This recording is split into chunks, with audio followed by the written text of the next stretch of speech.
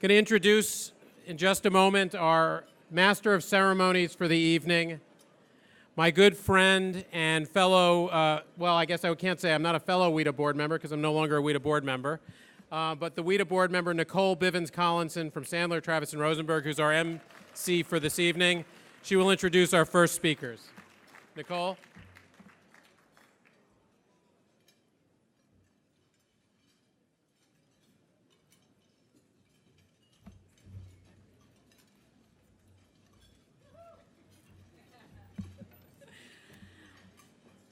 So this is one of those things when I was debating, do I go ahead and read my prepared remarks or do I just throw it out the window because the way people were talking before, no one was listening anyway, so I figured. But you guys are listening, so I will go ahead and speak. And I do first want to say a thank you to Selena and Ted and to the WITA community for the moment to remember those in the trade community that we have lost. And I think it's very important that we do remember we are a community. We are a family where we see each other at all the hearings, we see each other at all the meetings, and we just kind of rotate around the same trough. You know, I'm from the South, and so it's sort of like we all feed at the same trough. So looking around, I was noticing that tonight, I think, is the largest crowd ever in the history of WITA dinners, and so let's give ourselves an applause. I think that's testimony to the activity that may be going on, as well as to what a great job WITA does, and we really appreciate all of you participating. We appreciate the board members who do the work, and so I'm very happy that we're here. But looking around, I kind of feel like I'm at the All-Star game last night, because it was two teams that were made of the best and brightest players from opposing teams who took the field to compete and play in challenging weather. It was raining, there was lightning, there was flooding. It wasn't even clear that the game was going to actually happen, but they played America's favorite sport. I see that tonight I'm here with the best and brightest players in trade. We may have differences of opinion. We may work for opposing trade associations, opposing consulting firms, opposing companies.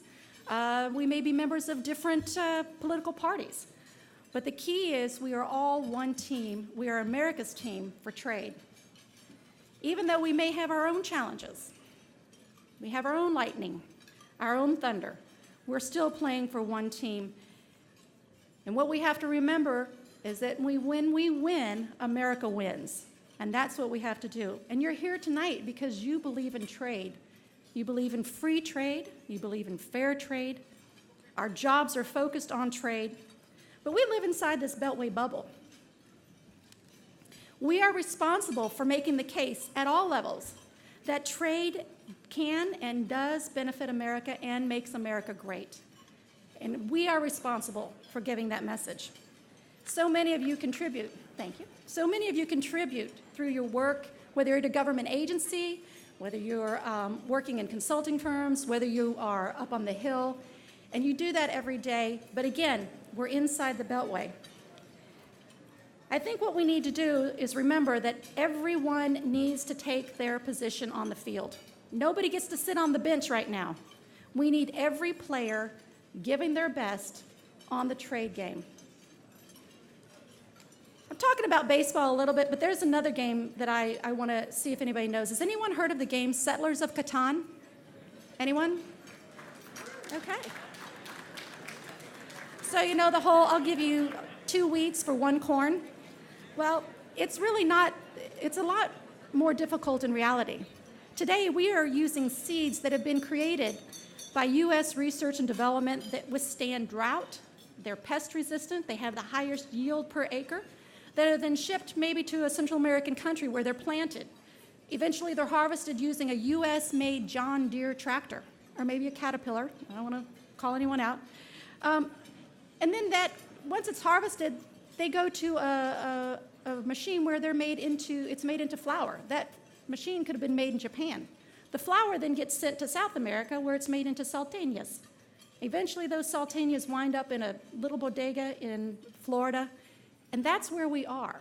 We have so interconnected ourselves and developed this global supply chain, global value chain, that any part of that, we have to be a part and we have to play in it. A couple of days ago, I was in the heartland of America, the real field of dreams. It was Kentucky. I'm from Kentucky. I grew up there. Anybody Kentucky? There we go. Got some Kentucky folks here. I was there with some of my farmers for free trade, and we heard firsthand from farmers, young and old, that they don't want aid. They don't want bailouts. They don't want subsidy programs. What they want is a level playing field. They want trade, and they want to be able to compete. And I think giving farmers and companies a chance to compete for the global markets is exceedingly important. And we have to make sure that we do that. So how do we do that? One way is to make sure that we have free trade agreements that are implemented and effective. We do that, we help keep them employed, keep our workers at work, and we keep our service providers providing service. It also includes keeping existing markets open and vibrant. We can't take actions that shut us out or limit our access to markets. That's like striking out. Why do we want to do that? In addition to tariffs, though, what can we do? I think one thing we can do is help traders move their product. In my opinion, one of the most important accords that's recently been concluded was the World Trade Organization's Trade Facilitation Agreement. The obligations of that agreement need to be implemented by all signatories in a timely fashion. I've heard many companies tell me that if they could move their product quickly and seamlessly, it would save them more money than removing tariffs on every product into every market. So we need to make sure that that agreement is fully implemented. We could have Congress passing legislation that incentivizes the use of U.S. content in our overseas production. Let's not tariff or put taxes on our goods when they come back into the U.S. Baseball, though, is a complicated sport, and trade is also complicated. It can be exciting to watch, but it can be excruciatingly challenging, and right now I think we are at the challenging moment. Imagine if you'd never seen a baseball game before and you had to have someone explain it to you. That's what our job is. We have to remember that the people outside the Beltway have never seen trade before. We speak in a language all our own. We have our own jargon. We talk in acronyms. I mean, I can't remember sometimes what the words mean for the acronyms that I use because that's all I use. So we have to be able to explain trade. We have to break it down. We have to tell people how important it is. It's like Babe Ruth said, the way the team plays as a whole determines its success. You may have the greatest bunch of individual stars in the world, but if they don't play together, the club won't be worth a dime. We have some of the greatest bunch of individuals in this room tonight, but we need to play together as a team, and we need to make sure that we're playing for Team USA. We have some leaders here with us tonight that we're going to recognize, and we entrust you with the responsibility of making sure that new markets are open to U.S. goods, that the necessary raw materials we need to produce are allowed to come into the United States. And we need you to use your respective positions, whether it's in government agencies or if it's in Congress, to make this happen. We'll be here to support you. You are our team of all-stars. So with that, we have first at bat is North Dakota Senator Heidi Heitkamp. She's going to be telling you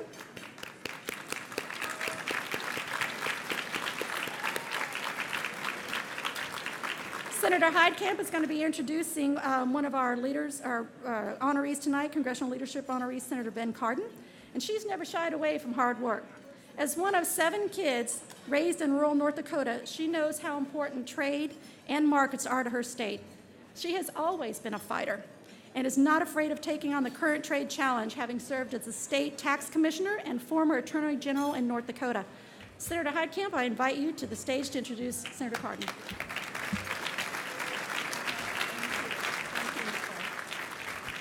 Thank you, Nicole. Good evening. Good evening. You all have to pay attention because I really like Ben Cardin, and I want you to give him a good hand, a good round of applause.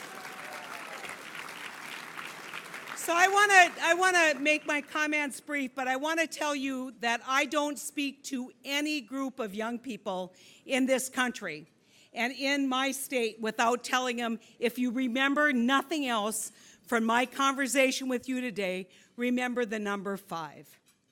And they look at me like, what does that mean? And I say, that is the percentage, in fact, it's less than that, of global population that lives in our country. And when you are my age, it will be less than 3. And then I ask them a simple question.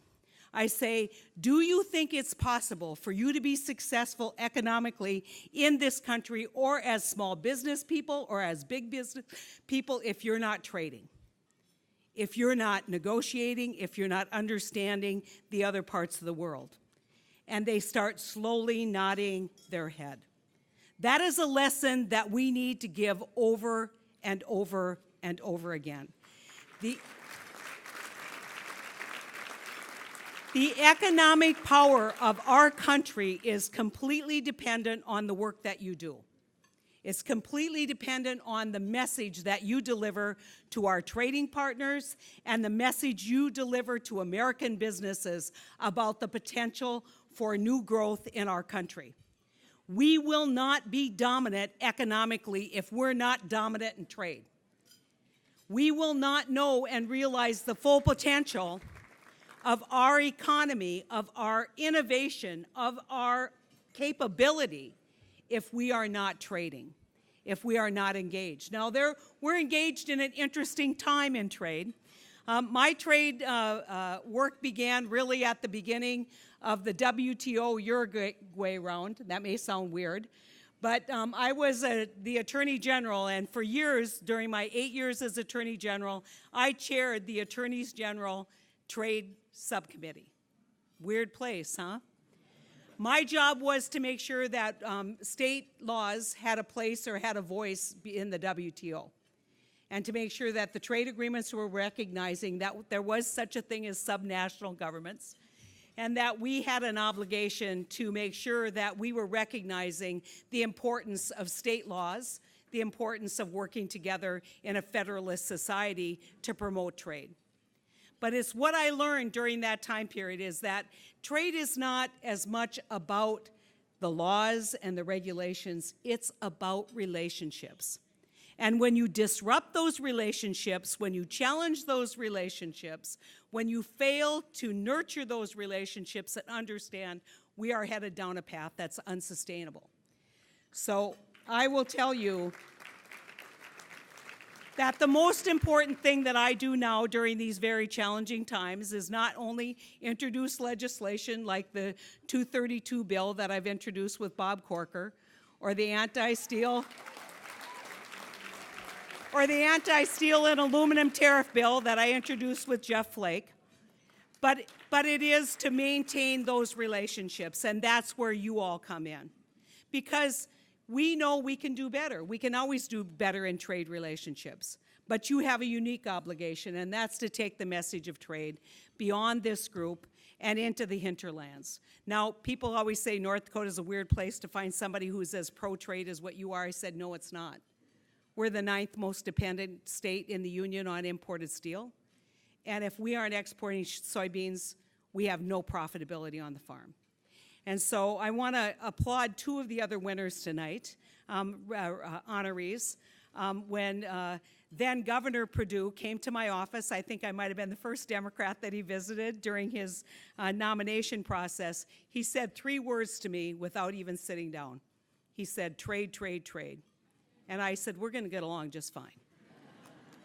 And Pat Roberts, what can I say about Pat Roberts that hasn't already been said for an eon? And a decade, and way longer than I've been alive.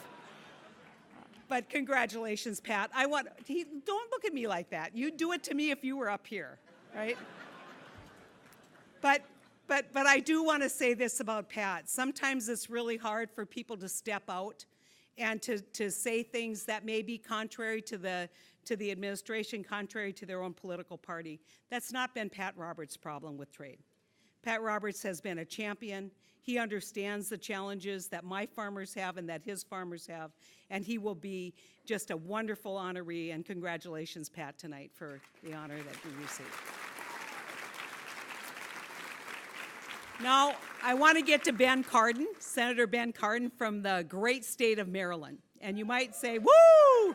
Yeah, you always get the hometown crowd, don't you, Cardin? Yeah, well, I want to say what's interesting about Ben being honored tonight is that my relationship with Ben has really been in 2 lanes. Number 1, a leader in foreign relations in my party, where he has explained very complicated relationships, and it's also been as being the ranking member on small business. And you might say, what do those things have to do with trade? What I would tell you is they are exactly the lane that we need to be in on trade. And what do I mean by that? What I mean is that when you look at going forward and you look at the intersection of trade and economic relationships with our foreign policy, it is inseparable. It is inseparable, and Ben understands that. Ben understands that you can't be for a national security plan without being for an economic security plan and without trading and without those economic relationships. Admiral Harris once, when I was trying to have him convince a bunch of Democrats that TPP was a good idea, he once remarked that it was worth a whole lot of battleships if we did TPP moving forward. And so it's an incredible thing. But what I really love about Ben getting this award tonight is his work for small business. I think as a legislator in the state of Maryland, he understands how important that small business engine is. And a lot of people think about small business as something that's local, that's isolated, that is maybe even regional. In my state, small business, like a manufacturer of a wheelchair ramp, it's global. It's global whether we are looking at building out our Export-Import Bank. It's global when we're building out those markets. And let's fight for the Export-Import Bank. I want you to know we're working very hard to get a quorum, so I'm hopeful that by August we'll have that done. Then we just in time to go into the reauthorization. But I want to, it never ends for me. I want to really thank Ben Cardin for being an enormous leader, and in many ways it's not hard for me to step out as a Democrat who's pro-free trade. But sometimes in more progressive circles, taking a bold stand for trade and being a trade leader is not the easiest thing in the world. And so I want to thank Ben for his leadership, for his mentorship, and I want to congratulate him tonight for the amazing award that he's receiving.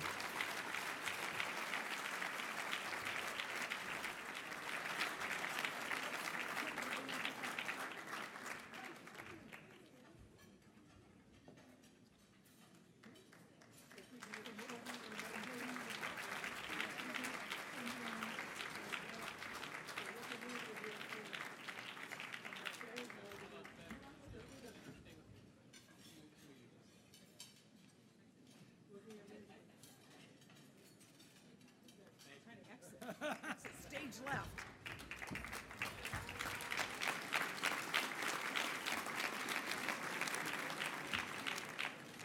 Well, first, Heidi Heitkamp, what an incredible member of the United States Senate.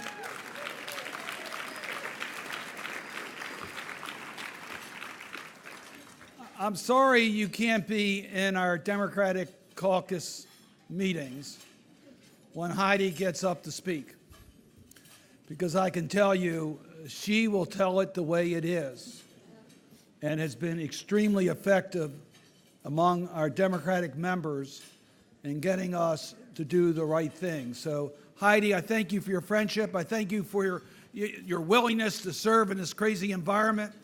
It's a little bit easier for me because I go home to Maryland every night, but I have to be nice to everybody because a lot of them can vote for me here, so it does make it a little more challenging.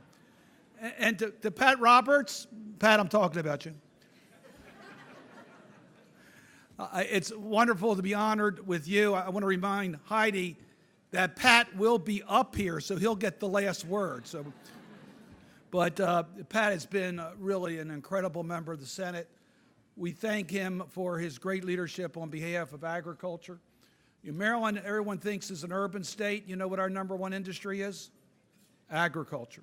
And I thank Pat Roberts for the manner in which he has provided leadership on ag policy. We serve together on the Senate Finance Committee. We have hooked up on a lot of different bills together, sometimes surprising members of either one of our parties that we're working together on these issues, but we've been able to get a lot of good things done. So it's a pleasure to be here with Senator Roberts. And to Sonny Perdue, Congratulations to you for your work on behalf of agriculture, which you've done over a very long, distinguished career. Again, this makes this award even more special when I can get it with individuals who have really been championed on a lot of these issues. So it really is an honor for me to be here. And to Ken Levinson, I just want to, and to WITA, thanks for this honor.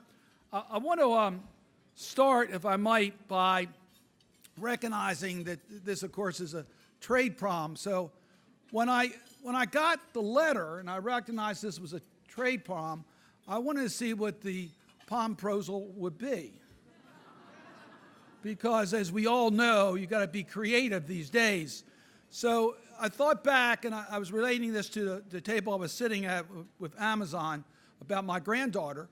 My granddaughter, who, by the way, is an incredible customer at Amazon. You should really, you should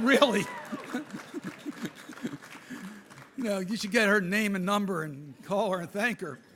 But she's a graduating senior from high school this year. She'll be attending the University of Maryland next year.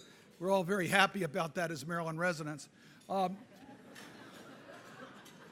But I was at her last lacrosse game, and she's a really incredibly great defense player in lacrosse, so you know I'm objective about this. But at halftime of that last game, her boyfriend, who was there, came out in the middle of the field with a poster which said to Maddie, "You may play defense, but take a shot with me, go to the prom." So, Ken, I thought for sure I was going to get a POM proposal. I looked at your letter, and it was lacking. I must tell you that.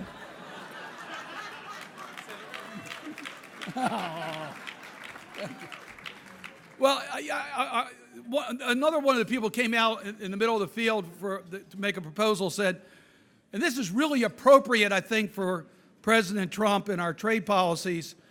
And this person said, "Don't make me go solo prom."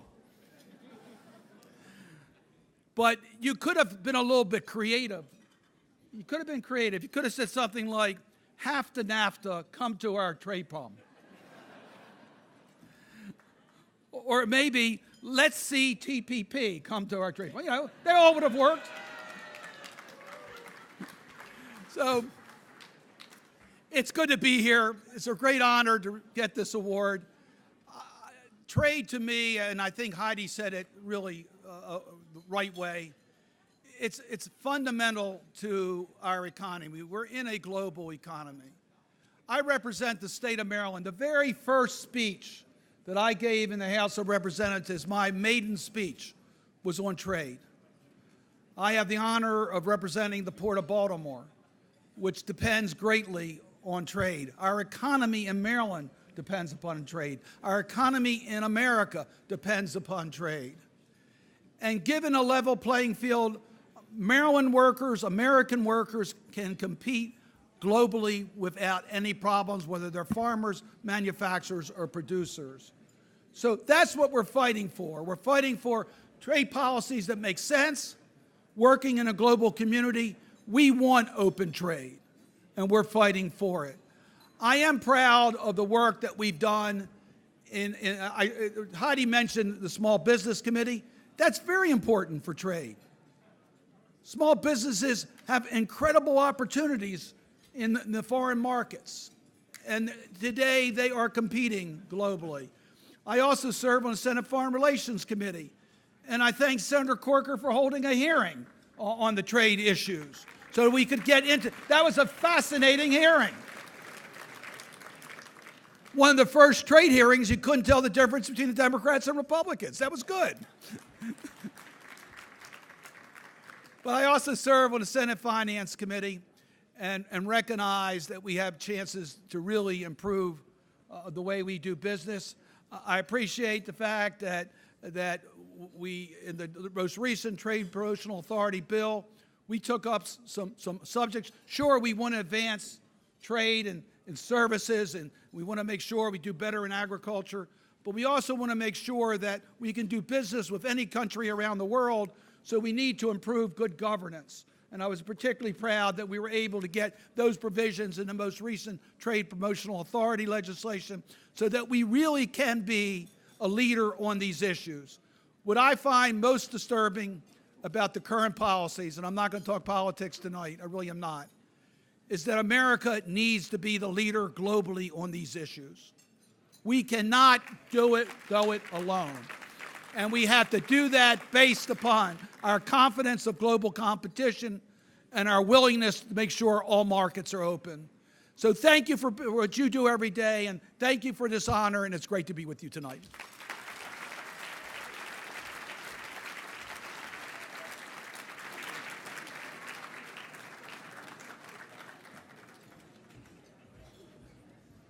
You know, the best baseball players start on farm teams. And our farmers are the ones who have stepped up to the plate and hit a few home runs. Did you know that the ag community currently enjoys a $20 billion trade surplus? It's like Mickey Mantle said, when I hit a home run, I usually didn't care where it went. So long as it was a home run, was all that mattered. We need these players hitting home runs. And our next home run hitter is going to be introduced by Dan Glickman. Dan is the current executive director of the Aspen Institute Congressional Program, which is a nonpartisan educational program for members of Congress.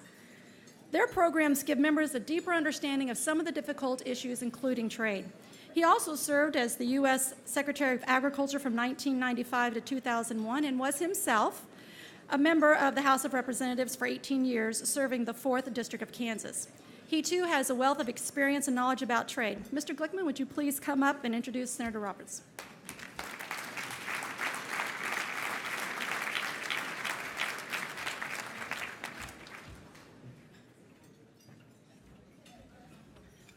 It's a pleasure to be here to introduce somebody who has no sense of humor. So, hey, Pat, not a lot of people laughed at that.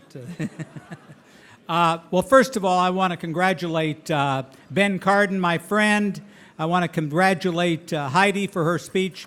Kevin Brady, I see him here. You're doing a great job, House Ways and Means.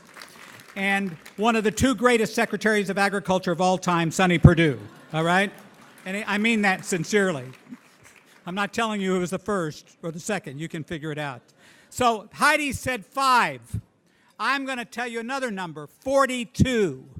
Anybody who knows what 42 means? 42 years is how long I've been a friend and a buddy of Pat Roberts. It's a long time, all right? Pat and I have had the pleasure, we got a lot in common. Kansas, any other Kansans here? All right. We have a love for Frankie Roberts, who's here, Pat's wife. We have a love of agriculture, and we share the same barber, although I go more frequently than he does. Pat has been a friend of mine for a long time, but Pat was also a very good friend of my dad, who died about 10 years ago. But Pat and my dad had similar senses of humor.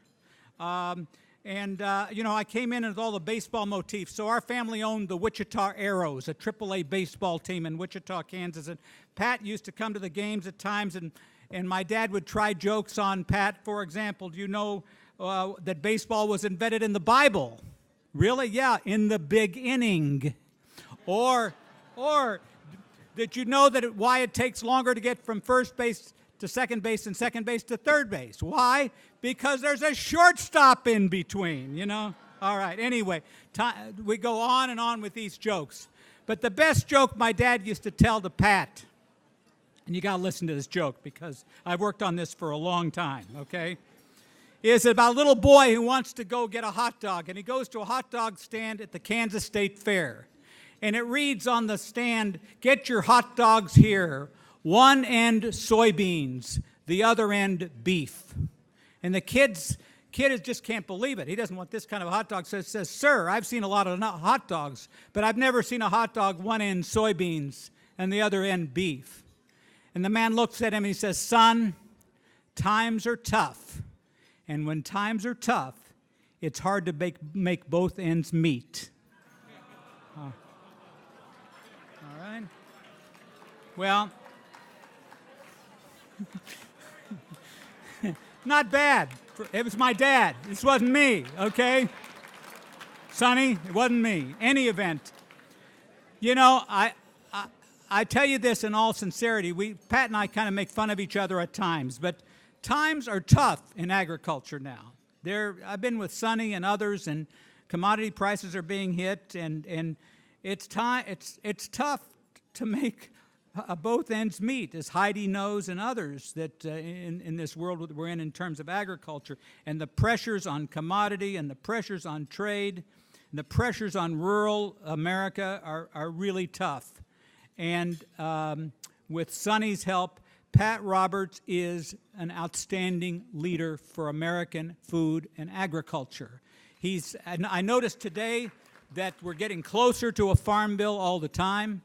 Pat's a fighter for farm exports, for rural America, for farmers of all sizes, and for bringing access to the world of our products and recognizing that the great strength of American agriculture is in our ability to export our products overseas. I've been involved in a lot of export-related industries, including the film industry, the aircraft industry, and even I've learned to be appreciative of people who are talking about me before on occasion. But I would say to you that we're proud of you in Kansas, and we're proud of you in America, and every farmer and rancher in this country owes a lot to this man who we give the Congressional Award to, my friend, Pat Roberts. All right.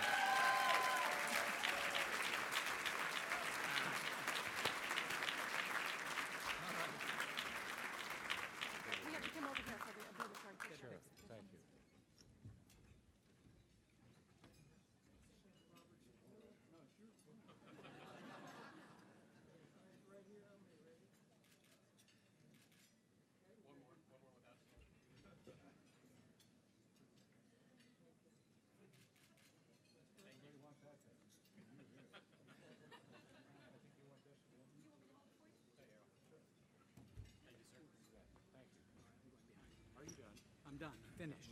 There, you got my notes. That's fine. How many people want me to read this again? No? Okay, all right. Oh, don't do that.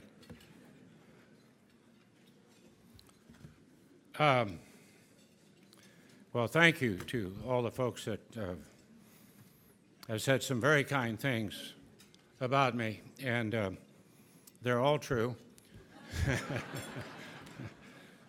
Heidi, thank you very much. Where are you? Where'd you go? Did you leave? Yeah, raising money. Well,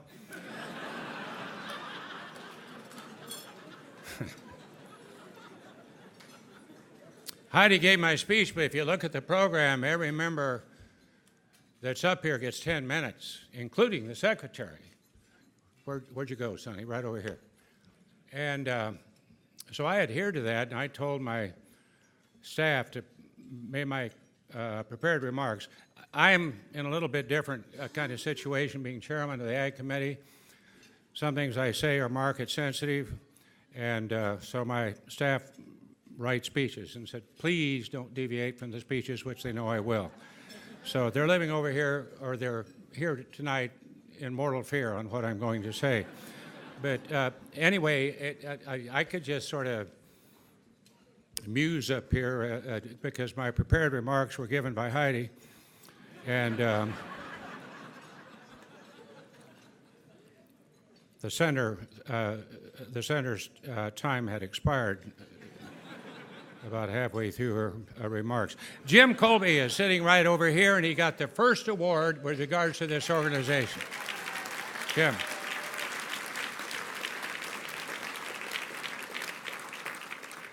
Thank you for that introduction, Dan, my longtime friend, former Wichita school board member, congressman, president for the Pat and Dan show that we used to do before all the ag groups in Kansas. And then basically the jokes were written down. Why would you write down those jokes?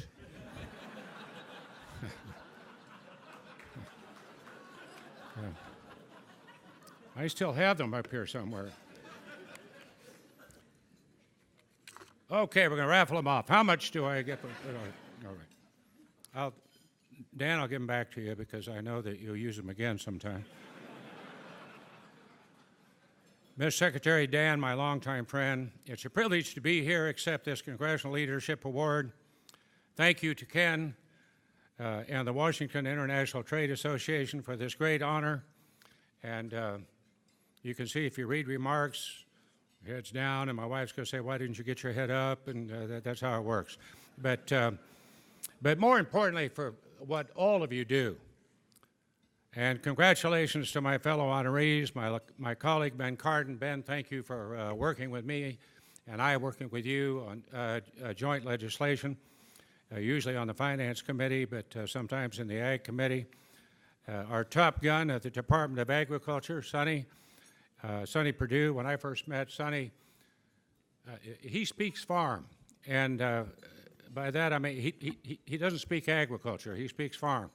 And the difference is whether you're in Montana, whether you're in Alabama, whether you're in Kansas, whether you're in Michigan, I don't care, and I don't know how many states you've been, but it's been a great majority of the states. And it's fun to see him sit down and visit with farmers because he knows exactly what the situation is and is able to really commiserate. I say that the first thing you ever do about trying to write a farm bill is you go out and listen. And you sit on the wagon tongue and you listen to farmers, and we truly did, and Sonny has done that. And I truly appreciate his leadership. And I especially want to thank everybody in this room who works tirelessly towards the goal of strengthening international trade. Now we get into Trade 101. Are you ready for this? This might be a little tame for you expecting what I would say, but whether you are a government official, a business leader, an industry representative, or hold any other number of roles related to trade policy, you are all part of what we in the Agriculture Committee call our trade posse, all right? On the occasions that is my turn to ride point, it is always reassuring, hopefully, to look around every once in a while and make sure all of you are there right behind me, which you have done. It is truly a privilege to serve as the chairman of the Senate Agriculture, Nutrition, and Forestry Committee. That means that I work every day, and so does my staff, and so does everybody on the committee, on behalf of farmers and ranchers and growers and other rural stakeholders in Kansas and all across the country. As you know, our producers face an incredible challenge in their effort to feed a growing and hungry world.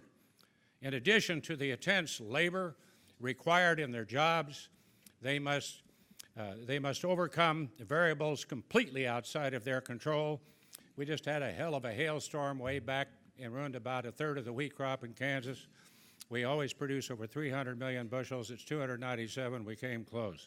But most of it was due to that, to the drought and what Mother Nature, I don't know what the heck we've done to Mother Nature, but she has not been very, very kind to us. And including markets, drought, excessive regulation, and of course, trade policy. Farmers, ranchers, and growers rely on markets, but current trade policy has had an impact broader than farmers and ranchers. In effect, the entire food and agriculture value chain. Lenders, inputs, suppliers, manufacturers, food processors, shippers, and the list goes on. For years, the United States has worked to establish itself as a reliable supplier around the world. In the early 1990s, as ranking member of the House Agriculture Committee, part of my job as the pro-trade Republican from Kansas was to help my good friend from Texas, Chairman Kika de la Garza, in helping to pass and tout the benefits of something called the North American Free Trade Agreement, or NAFTA. So I've been there at the beginning.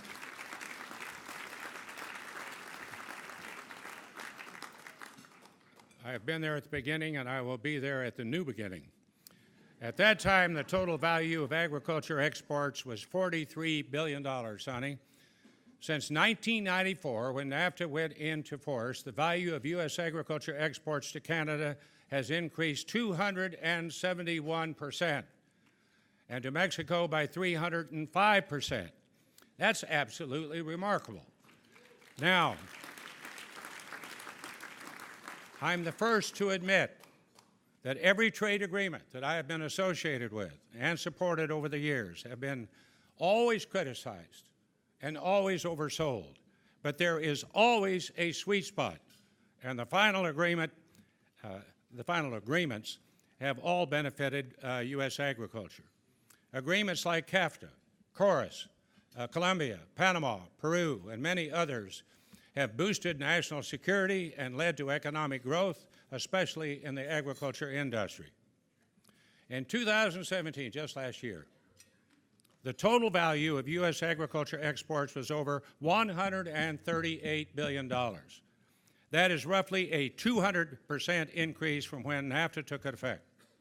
Clearly, free trade is not only good for U.S. agriculture, it is absolutely essential. Now, forging these global relationships has not come without challenges. Just a few years ago, when we were embroiled in a battle with our neighbors over the country of origin labeling, or COOL, which, as it turns out, wasn't very cool, it took over a decade to resolve that dispute and restore the supply chain on which our livestock and meat industries rely. We consistently have to fight back against trade barriers around the globe that ignore science and place our producers at a competitive disadvantage through regulations, subsidies, or any number of other bad behaviors.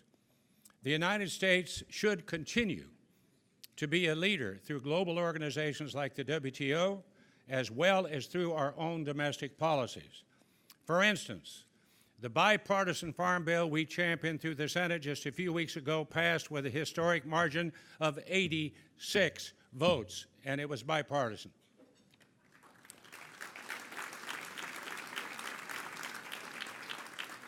I paused for your applause, obviously, but at any rate. And it really wasn't 86, because Pat Lee, he got tired and went home. Lamar Alexander was not there for some reason. That's 88. Had I known we got 88, I would have tackled 2 Republicans and made them change their votes. Notably, the Senate Farm Bill protects and increases investment in agriculture export programs, including the Market Access Program and the Foreign Market Development Program. Both will help our farmers, ranchers, and growers to overcome trade barriers and build markets for their products.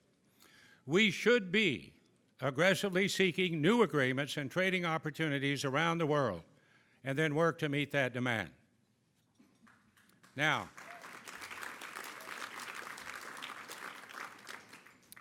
the United States should be leading the charge. We are not. And if we do not change course, there is a danger we'll be left behind. I just talked to the corn growers of Kansas coming in. They're worried about this crop, of course, but that's this crop. They're putting the seed in the ground. They're worried about the future. They're worried about being left behind for the next year, the next year, and the next year. And you know how farmers and ranchers and growers and everybody connected with agriculture, everybody here tonight, you have to have planning. That is why our Farm Bill is so doggone important, so that we provide you certainty and predictability. Now, for instance, and with all due respect to my Australian friends in the room who put roux in the stew, Japan should be relying on the United States, and more especially my home state of Kansas, for wheat and beef. Now there is, go for it. Now there is no question that we are facing challenging times as it relates to trade policies. I have voiced my concern time and time again that tariffs placed on our trading partners pose a significant threat to the international markets upon which our economy relies. We have seen those threats.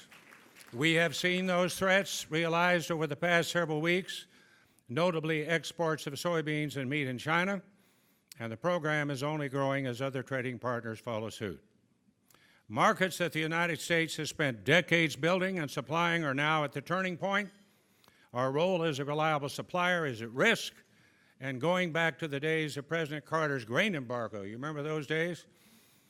That's why I first ran for Congress, 1980. I ran against the embargo, the lack of rural postal service, and Carol Tucker Foreman, who didn't like pork chops. It worked. Going back to the days of President Carter's grain embargo, we learned that trade, more especially agriculture trade, should not be used as a weapon. Rather, it is a tool. It is a tool for peace. It is a tool for national security. It is a tool for open markets. And it is a tool for economic growth.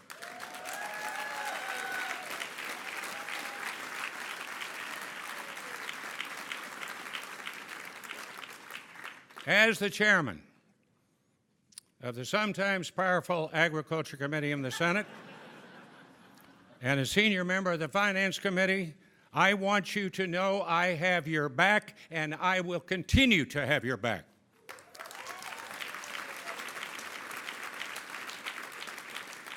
I, along with like-minded colleagues in the Senate, like Ben, will continue to fight alongside of you for certainty and predictability in our trade policies, just as we're trying to accomplish on the Farm Bill, as we have always done. Obviously, there's still much work to do. And I promise you, those of us on the Ag Committee will continue to be your champions. Simply put, free trade cannot be jeopardized. Farmers, ranchers, growers, many others engaged in the U.S. economy depend on our success. I again want to thank WITA for this award. I value it.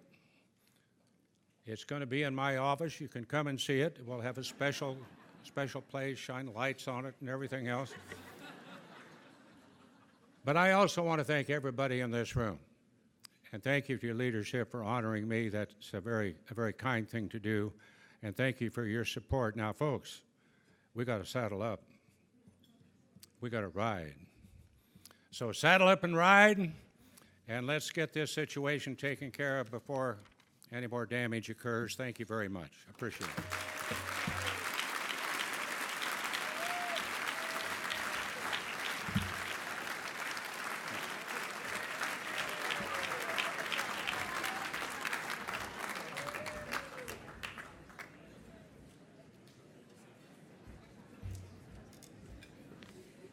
I don't know about y'all, but I just felt like I went to church. Can I get an amen? Amen. Thank you. Has anyone ever heard of Dummy Hoy? No? Don't know who Dummy Hoy is? His real name is William Hoy, and he played in the major leagues from 1888 to 1902 for 2 Washington, D.C. teams and for the Cincinnati Reds. Hoy is noted for being the most accomplished deaf player in Major League history. And he is credited by some for the reason why we have hand signals for safe and you're out. Although he was deaf, he excelled at his sport, and the game was changed to accommodate him. When the trade message is not being heard, we need to change our conversation and accommodate our audience and adjust that message. Our next presenter knows how to listen to trade issues and concerns, and more importantly, take actions to accommodate the needs of businesses. Most recently, his leadership on the tax reform helped U.S. companies with much-needed tax relief.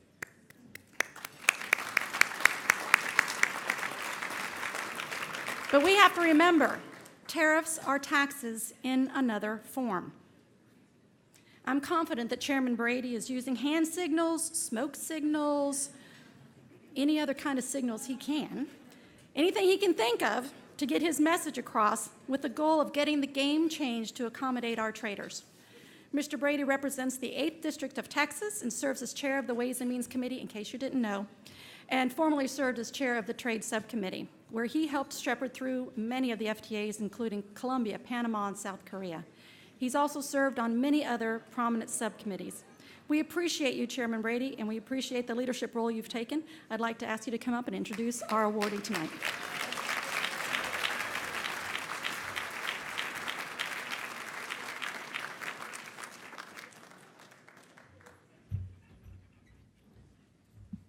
Nicole, thank you for the kind introduction. Thanks for trying to control this ruly crowd today and tonight. Always a challenge.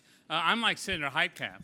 I use the number 5 all the time here in Washington because that's how many times over the last 2 decades Republicans have won the congressional baseball game. So, but we are recruiting on the campaign trail today. First, thank you for letting me be part again of the trade prom. This is a great night for a number of reasons. I want to thank Ken and Steve for your leadership, all the board members of this organization. I want to talk a minute about the importance of you in this room. I want to congratulate Senator Cardin and Senator Roberts for your leadership in the Senate. That's not an overnight commitment. It has been so many years. You've made a big difference in the future of our country, so thank you for your leadership. I've also learned senators are a lot more funnier than House members. The Speaker doesn't give us a sense of humor over in the House. We have to dig it out. I also want to tell you, don't underestimate the power of those of you in this room tonight. Think back, none of the trade agreements we have in place today, none of the rules-based trading system here that the WTO would be in place without you and your hard work. I know through my years, I think I've worked on 12 of the 14 free trade agreements that we have in place today. What I've learned from you throughout the years is that we're right to believe in free trade. I mean, this is the greatest economic freedom that we have, the freedom to buy and sell and compete anywhere in the world with as little government interference as possible. It's at the heart of our free enterprise system. It has the power to lift families and communities, entire countries out of poverty and into prosperity. And this, you as leaders, have made this happen throughout the years. So I know we're in a tough environment today in trade, but this is why we were called to lead on trade. You know, we don't get paid for the easy years. We didn't spend these years to just sort of coast our way through a positive trade agreement. Trade's always been challenging. It's just more challenging today. But I'm convinced that at the end of the day, free trade can come out stronger at the end of this challenge than before. And I'll tell you, and I'll tell you why. 2 years ago, frankly, in Congress, it was hard to find anyone who would say a good thing about NAFTA. People supported it, members supported it, but I'll tell you what, they'd step behind the column before they talked a whole lot about it. All that has changed. You can't go anywhere in America without people speaking out, our businesses, our farmers, our communities, about the need to have these trade relationships and not just keep them, but to grow them and expand them. I think this is the time we dig in. Senator Roberts is right. We saddle up. We don't get discouraged. We don't get disheartened. This is the moment, frankly, that we've worked for to make the case successfully for free trade here in America and throughout the world. So I'm joining Senator Roberts and Senator Cardin. Let's saddle up this year and beyond.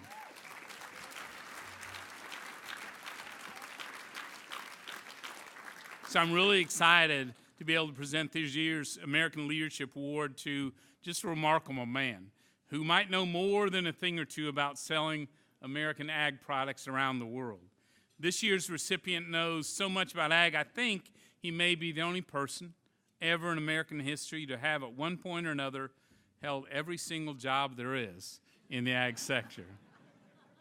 I'm referring to our 31st Secretary of Agriculture, Sonny Perdue. Throughout his career, from farming to public office, Secretary Perdue has stood up for American agriculture, all while displaying great leadership and great poise.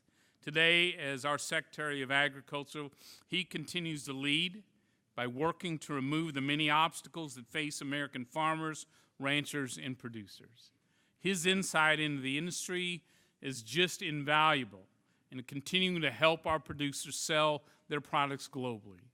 Secretary Perdue recognizes American agriculture needs a strong advocate to promote our goods throughout the world. He understands it's not enough to just buy American, we have to sell American through every corner of this globe. And no one is a better advocate than he for this, and at exactly the right time. So as some of you might know, on top of being an incredible leader and an advocate for our American farmers and producers, Secretary Perdue is also one of the most gracious and respected men around.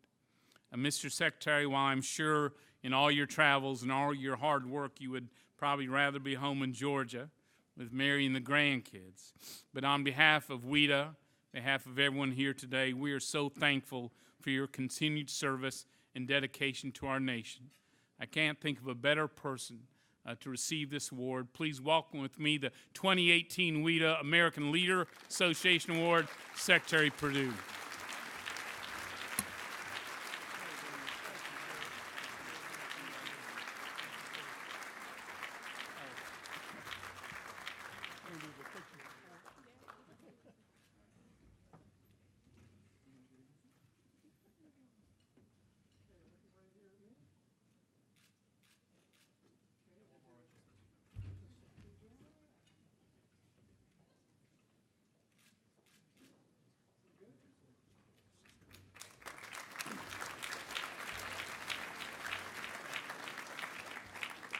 Well, good evening, everyone. And Chairman Brady, thank you for that overly gracious introduction. And I want to thank you again for helping to spur the recovery of the United States with your wonderful leadership in the tax reform and tax reduction bill that we still owe a great debt of applause and gratitude for your work in that way as well. Thank you so much for that.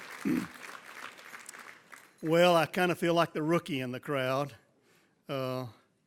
Look around at Chairman Roberts and other people, Secretary Glickman. I guess I maybe should be the rookie. But it's good to be with you all tonight. It's a very humbling experience. I want to thank Senator Heitkamp, who has had to leave, but she's had some very kind things to say. What I remember most about Senator Heitkamp, Chairman Roberts, during my confirmation hearing, she was mostly flirting with my 35-year-old son. And so I wish she were here to say that. She would admit it. But nonetheless, she's quite a star for her region of the country and understands trade issues as well. Senator Cardin, thank you for your service. Obviously, I'm glad that you reminded this audience of what a powerful agricultural state as Maryland is. We don't think about that, but having driven through your state many times from top to bottom, I'm just really impressed with the level and the professionalism of the producers and agriculturalists in Maryland, and I'm glad to be on the podium with you tonight, and congratulations on a well-deserved reward. For that two of the top secretaries of agriculture. Where is Secretary Glickman tonight? I can assure you, I don't know how you play, sir, but you were a much better secretary than you are a comedian. But anyway, but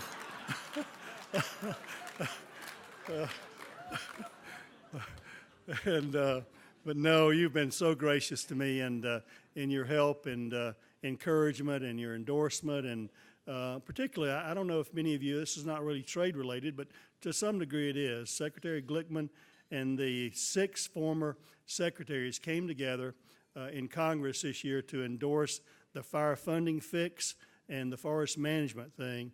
And we are on the way to restoring our national forests to their preeminence for working forest lands and export products that will support local economies much across the country. So thank you for that and your advice and counsel in so many other ways as well. What can I say about Chairman Pat Roberts? Okay, next. No, I visited with him today in his office, and I said, you know, I don't know how we're going to do this tonight. You always have such pithy comments. I said, Senator, that's with a TH. That I'm not sure how to follow that. And he was true to form tonight. He also reminded me that in front of his staff that he was sort of prone to go off script sometime, much to their chagrin. And I said, I understand that fully. I sort of work for a guy like that.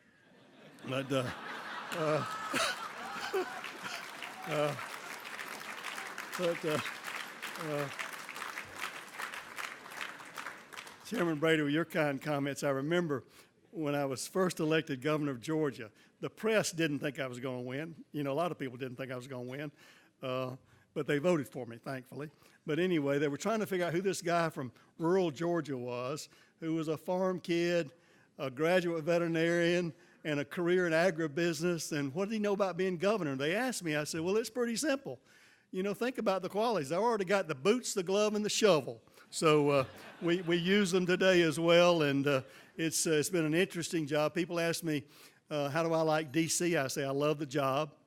And, and Mary and I want to thank my wife, Mary, for accompanying me up here. I couldn't do it without her, and we do miss our 14 grandchildren, but it's an awesome opportunity to make a real difference in what you all are concerned about. And I think you all know where I stand on trade issues, obviously from a career in the grain business for 40 years, and that's true trade. And we, both domestically and internationally, and we believe those things work. And for all the things that have been said here tonight about the benefits of trade, I am a true believer. I do think we need to recognize, though, tonight that we are in unusual circumstances regarding trade. Many have talked about fair trade. In fact, Nicole's done a wonderful job tonight, post All-Star game, to talk about the metaphors with baseball and many things like that. Baseball is a great game, but it has a book of rules, and it has a book of regulations. It has foul lines that both teams are responsible for complying with. And they've got umpires that call ball and strikes about that.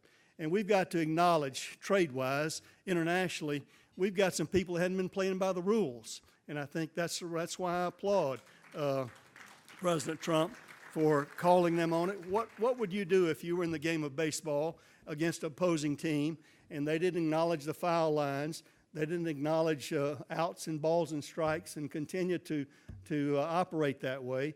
You would want something done. If you were a fan, you would be railing against the officials and the umpires in those things, and that's what's happening. Tariffs are not the answer.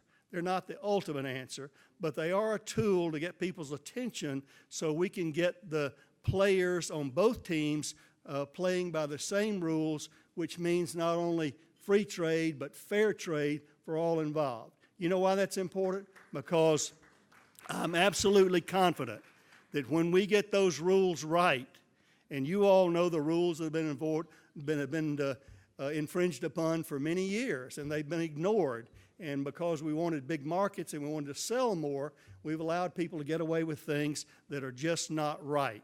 And when we look at have people digging up corn seed in Iowa, trying to reverse engineer our intellectual property that Americans have spent millions and millions and millions of dollars and years to develop, that's not right. And somebody's got to call their hand on it, and that's what's being done right now.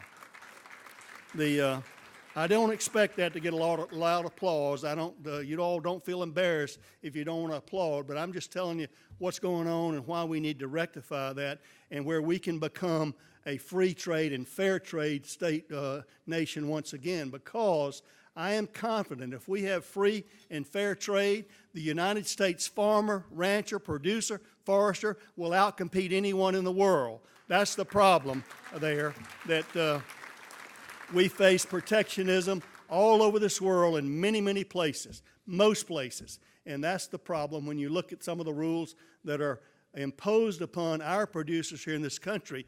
That's what we're trying to get right, and I hope we get it right sooner than later. As I said, tariffs are not the answer, but they are a tool to get people's attention, and I hope we rely on that attention very, very quickly.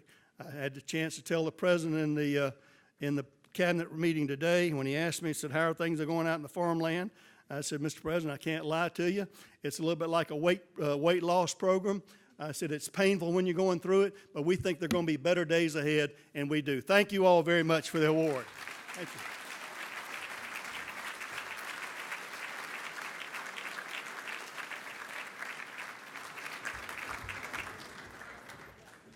Thank you, Mr. Secretary. I know we're in good hands. As Yogi Berra said, if you don't know where you're going, you might wind up someplace else. We know where we're going, and we need to get there. But sometimes you need a light to help you see where you're going. Tonight, WITA recognizes once again one of our trade family peers with the Lighthouse Award. This award is given to outstanding leaders in our community who help shine the light so we know where we're going. To present tonight's award, I welcome WITA board members Sarah Thorne and Bill Lane.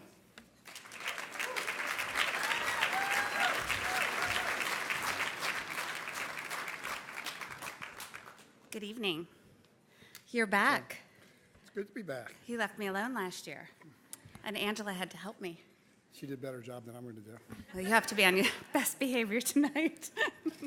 Listen, one thing, I promise it's not going to happen again. In my world, this is one of the best nights of the year. And how couldn't it be? I mean, I got to be careful on double negatives right now.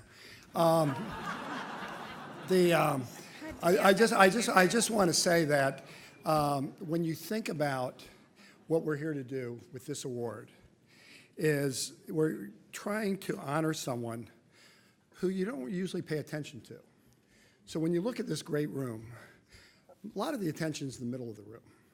But for this presentation, I want you to think about the people at both ends.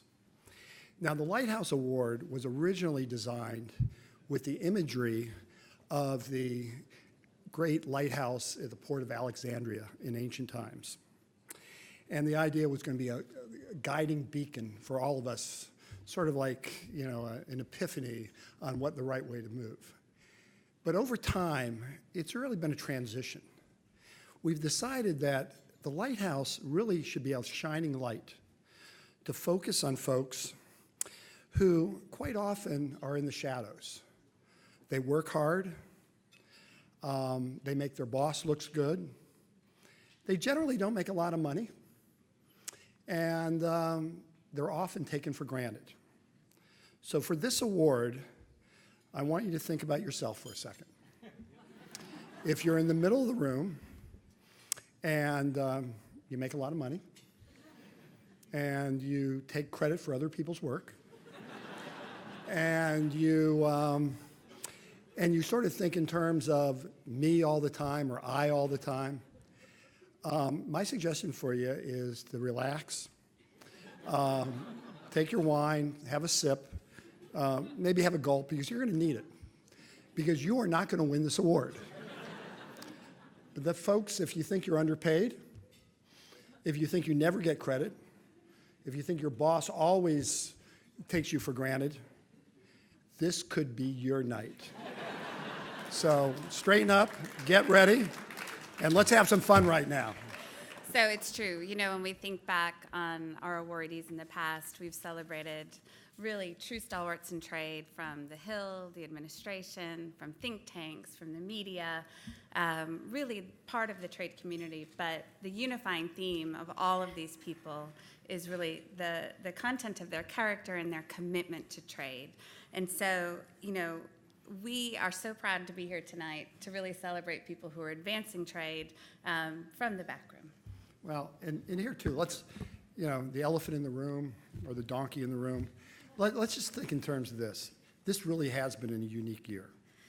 And I want to congratulate everyone here who is drawing a paycheck. Because you have survived really pretty spectacular times.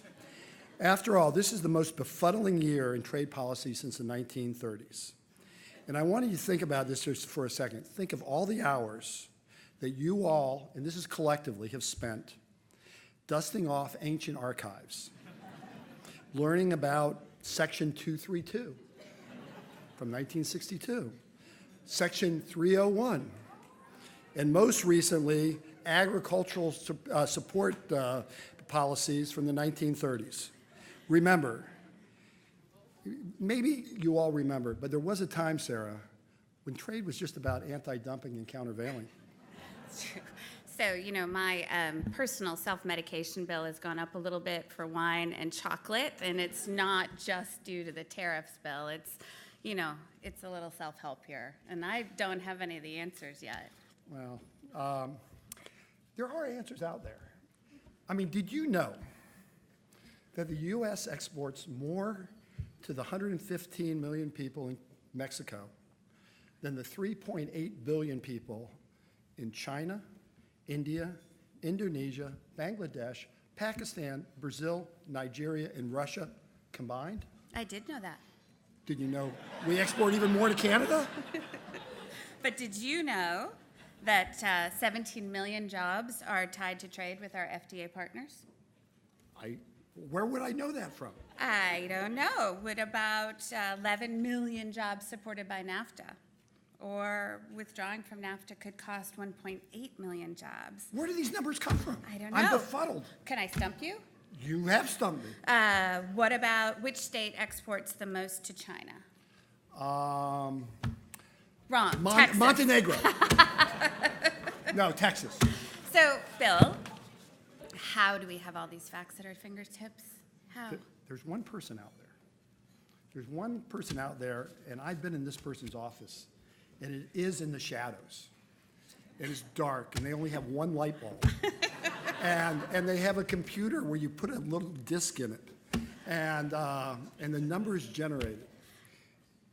But in the true spirit of the Lighthouse Award, this is somebody who's been toiling away on economic analysis for years. The analysis has been recently in most of the trade press, in many of the websites that you see, the infographics, the local papers. Even the internet. Yeah. I was going to say you're going to say the interwebs.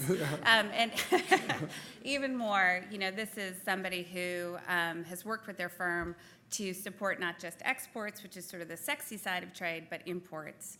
And not just about the big trade agreements, but some of the smaller trade agreements like GSP, which matters so much to developing countries around the world. So, if you haven't guessed already, our honoree this evening is Laura Baughman.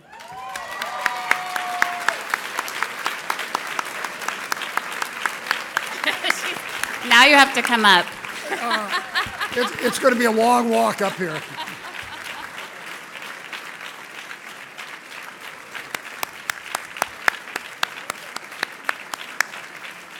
Nicely done.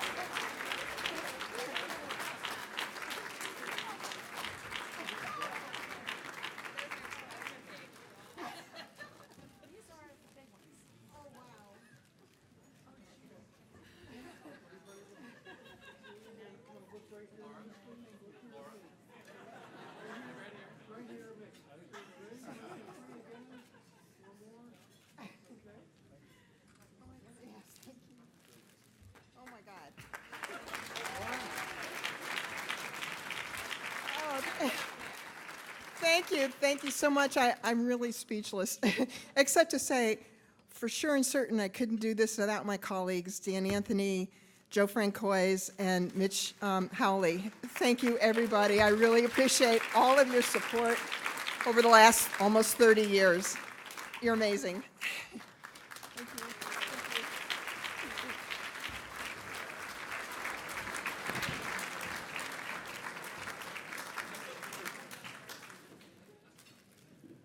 And now the second happy hour, right? So with that, I think we need to take a seventh inning stretch. Get up, go out. We'll hit the atrium again. It's our second happy hour. I'd like to invite everyone to take a gift bag when you leave. I want to thank you for coming tonight, for your attention. I want to thank you for our honorees and recognizing them, and more importantly, for paying attention. Have a good night. Thank you. Nice to meet you.